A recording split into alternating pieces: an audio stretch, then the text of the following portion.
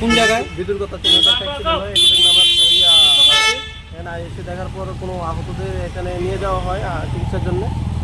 গাড়িটা পরে আছে, এটা রিকভারি করে আমরা নিয়ে যাব।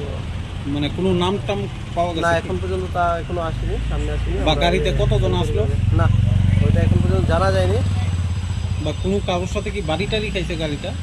ওইটা জিজ্ঞাসাবাদের পরেই বলা যাবে। প্রতিনিয়ত দুর্ঘটনার খবর পাওয়ার পরেই আমরা আসছি।